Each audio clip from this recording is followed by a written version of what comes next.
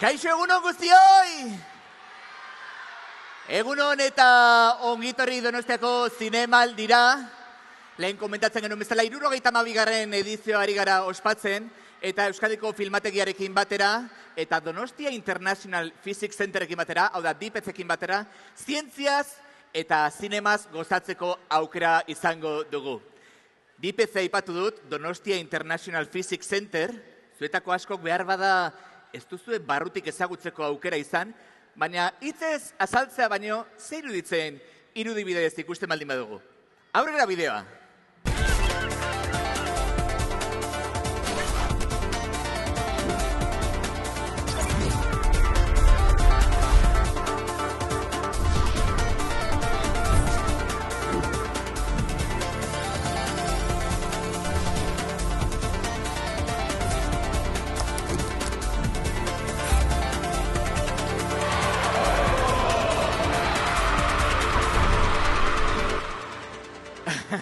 Bueno, ederra bideoa, ederra DIPEZ-eko egoitza hori barrutikan ere ikusteko aukera izan dugu, bera aretoa bera eta eurek egiten duten lana baita ere.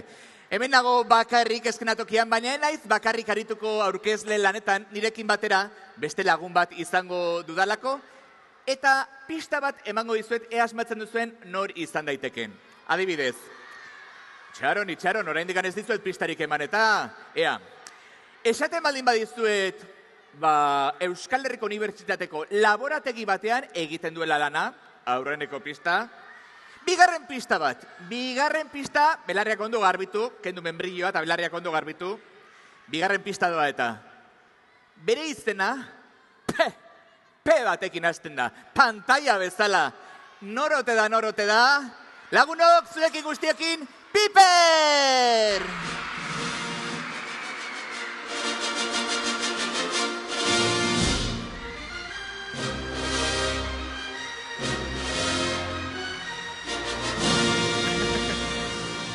Kaixo, majo.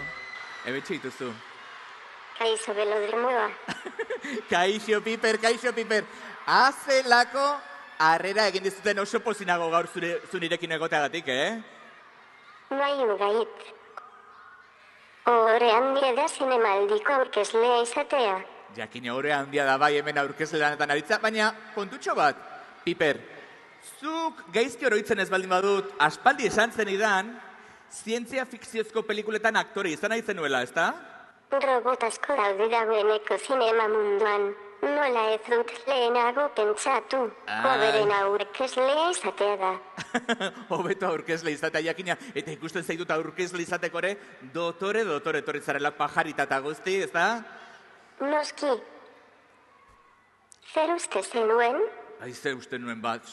Ez nuen gutxi horik espero egia esan. Bueno, guazten lanera, Piper, komentatzen nuen lehen, gaurko pelikula, Alan giza antena deituko dela, Danimarkan eginiko pelikula bada, eta komentatzen genuen bezala, auzo berri batera bizitzera joango den mutiko baten historia kontatzen da, eta auzo berri horretan lagun bereziren bat ezagutuko du. Alan eta berlagun berriak espaziotik datorren seinale raro bat jasoko dute. Bai horize, seinale estralurtarra. Bueno, seinale estralurtarra suposatzot gauza horiek bakarrik pelikuletan gertatzen direla. Bueno, edota, nizer dakit, bizitzarik ote da hor gure planetatikan kanpo. Horretaz lagundu diezaguken pertsona bat ezagutzen dut, baina zuen laguntza behar dut berarekin konexioa egiteko. Naiara Barrado deitzen da, astronomoa, eta berarekin bat egiteko edo konexioa egiteko, bat bita iruzandakoan, Naiara deitu behar diogu. Ulertu da? Guazen Naiara Barrado astronomoarekin konexioari lortzera. Bat bita iru, Naiara! Kaixo lagunok, ni Naiara Barrado Izagirre naiz, eta astronomoa naiz Euskal Herriko Unibertsitatean. Nire ikerkuntza taldea, zientzia planetarioen taldean, egiten duguna da planeten, eguzki sistemako planeten atmosfera ikasi, eta horretarako egiten duguna da jaso teleskopio profesionaletatik bidaltzen dizkiguten argazkiak, eta gure ordenagailuetan deszifratzen saiatzen gara bertan ikusten duguna. Oso interesgarria Naiara, eta azten da zure planetarik gustokona edo gogokoena edo... Bueno, nire planeta gogokoena Lurra da, baina hori kenduta, besteetatik aukeratu behar baldin badut bat, Jupiter aukeratuko dut. Jupiter izan da, hasieratik nik ikertu dudan planeta. Bertan, nire ikerkuntza oinarritu da Jupiterren ekaitzak eta fenomeno meteorologikoak aztertzean. Jupiterreko ekaitzak beraz, eta nola iritsi zara guzti honetara, Naiara? Bueno, ni txikitatik oso argi neukan zientzietakoa nintzela, edo matematika eta zientziak oso gustoko nituela. Ez neukan oso argi ere ez nondik jarraitu, baina gero meteorologia ere bai hasi zitzaidan gustatzen. Igual izan daiteke daukagun eguraldi aldagarri honengatik. Baina, bueno, ez dakitzagatik alde horretatik bideratu nintzen. Astronomia ere oso gustoko nuen. Eta ikusi nuen, batzegoela arlo bat, zeinek biak biltzen zituen. Arlo hau ni orain honetan lan egiten duan arloa izango litzateke. Non ikasten dugun, adibidez nire kasuan, Jupiterren eguraldia. Jupiterren eguraldiaren antzeko zer egiten dugu. Eta nolakoa da eguraldiak Jupiterren? Posible den bizitzea? Eguraldia oso galdera. Bueno, eguraldia Jupiterren hemengoa baino kaskarragoa da. Egunero odeituta eta lainotuta dago.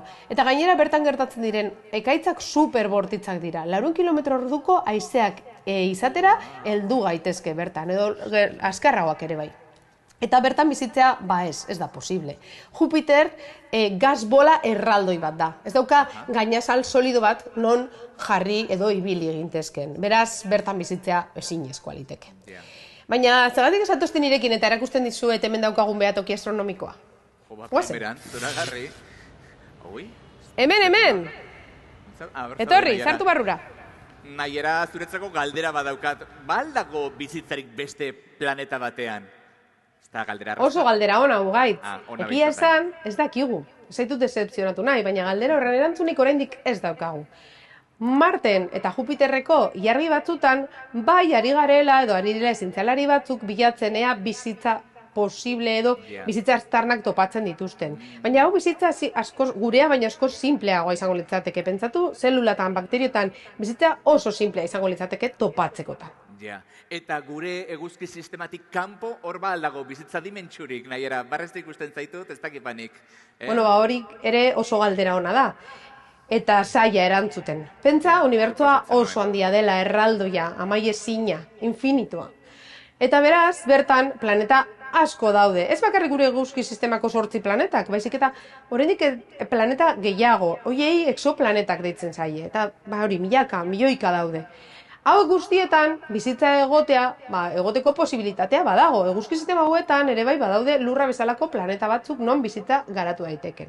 Baina egia esan, Lurra planetan gertatu dena, eta orain gauden momentu honetan, gauden momentura heltzeko, zorizko gertaera asko gertatu dira. Eta hori, beste planeta batean, erreproduzitzea, ez da hain erreza. Baina posiblea da, beraz, hori uste dizuet, ez dakit erantzuna, baina oraindik badago aurkitzerik.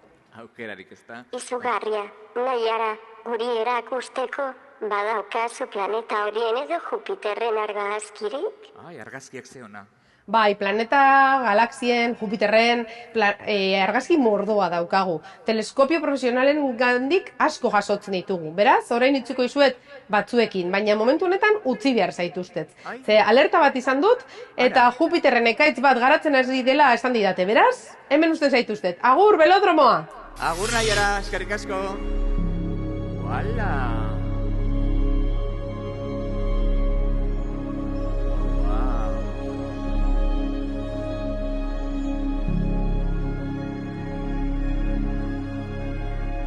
Pentsateu jarrita. Unibertso handia da bertan bizi diren bakarrak izateko. Ez duzu usteu gai? Ez dakit pentsatze utxarekin hortikan bizitza dagola, oio ipurdia jartzen zaite, Piper. Baina zergatik ez dugu gaurko pelikulari buruzko beste zer kontatzen, ados? Ados, asko gustatu zaidan gauza bat, desberdinen arteko laguntasuna da. Adiskidetasuna, zein hona den hori, adiskidetasuna. Zukin inoiz izan duzulako adiskidetasuna edo lagun bereziren bat edo? Bai, lagun berri bat egin dut, H du izena, eta azken urtean kanpo espazioan ibili da bizitza estralurtarraren bila. Ezagutu nahi duzu? Hombre, jakine ezagutu nahi dugula, ez da? Hori ez da galdetzen. Ezagutu nahi dugu bai ala bai! Bai, jakina H datorrela ez dakit nondik agertuko den. Hortik behar bada? Nondik etorriko da? H. Oiene.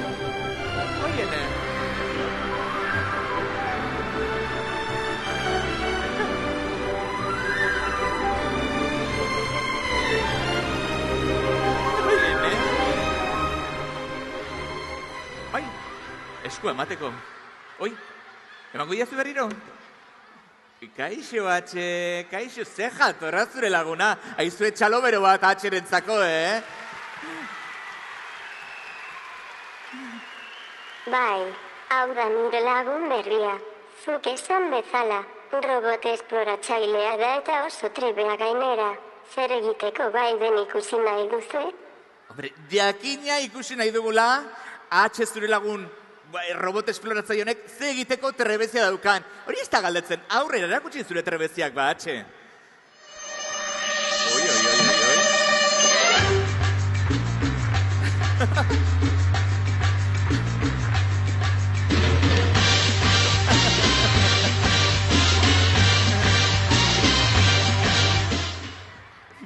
Benetan trebea dela, H. Eta esploratzaile lanetan aritzeko Oi. Yoga edo? Ene. Ara. Beste salto. Ora. Yoga edo egiten du edo, bueno. Zoragarria, H zoragarri ikusten da bai esploratzaile izateko robot bikaina dela. Eta, Piper, ze moduzkoa da zubion harremana? H eta bioko lagunak gara eta primeran pasatzen dugu laborategian. Nik egin ezin dudana berak egiten du eta alderantziz. Seguru ez duzuela aspertzeko tarterik ere sekula izaten. Zeniko goratzen duzu dantzari bikaina zinela, ziur dantzan ere aritzen zaretela, ezta? Noski, ikusi nahi alduzue nola egiten dugun dantza? Nola ez dugu nahi izango ba nola dantza egiten duzuen? Zue, ikusi nahi dugu bai ala bai, ezta? Ba, Piper eta H nahi duzuenean, zuen dantzarako euskaldia, aurrera musika! Open Gangnam Style. Gangnam Style. Open Gangnam Style. Gangnam Style. Open Gangnam Style. Ei, primeran, Txaloza parra bat, ez Piper eta H-rentzako. Zoragarri, bikote. Bueno, eta orain, Piper eta H norantzazoaz. Ne. Ba, niri begiragote harren, oso ondo. Beira, Piper eta H agurtuko ditugu gure lagunak, belodromoko lagunak, pelikula hasi beharrean da eta, beraz, esan agur, eta lagunok, oso ondo H. Eta lagunok, orain bai, pelikula hastera doa.